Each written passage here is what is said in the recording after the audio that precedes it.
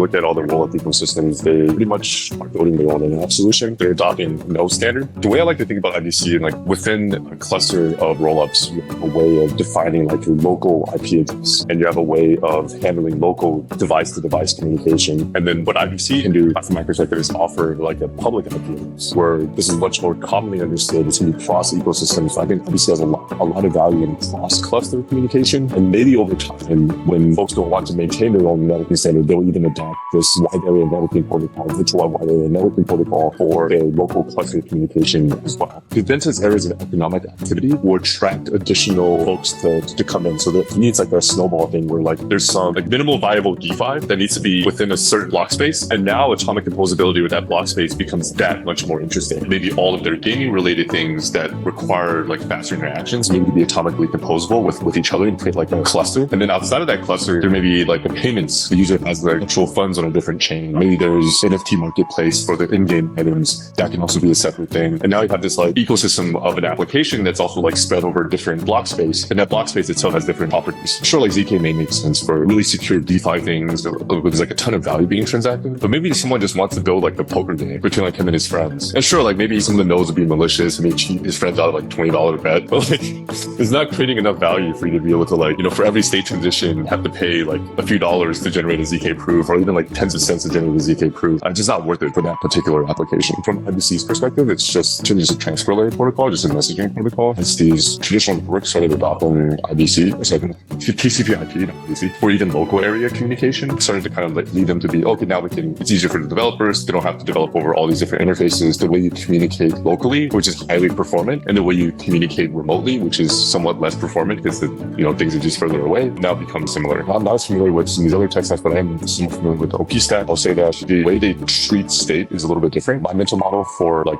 layer and maybe like a super builder approach, how state is treated there is that you're building a single giant block. Trying to treat multiple rollups as part of the same state machine. Maybe they're all just state shards in the same state machine, and then the implementation details can vary, but you're trying to treat them all the same, trying to do this atomic thing. And then for OP stack, my understanding so far, following along the development of their internal internet protocol, is that they're not trying to treat all the superchains one giant state machine. They're just like acknowledging that, okay, there are multiple state machines. They'll operate differently, but we'll try to facilitate lower latency communication across them. So it's just kind of like the low latency async versus atomic comparison. And like whether you're not use ZK proofs or not is independent from context. I think it goes back to the who are we building for, who cares about this level of latency. And the question folks should be asking is like, is this the UX that your mother wants? It's more of like, is this the UX that some like web bot or some trading algorithm would want to use? And I think to Noah's point, I think the answer is yes. Like you care about atomic execution, like you don't care about atomic inclusion as a bot. You want to know that something definitely happens, that you can take an action so that you're guaranteed that your algorithm is making profit.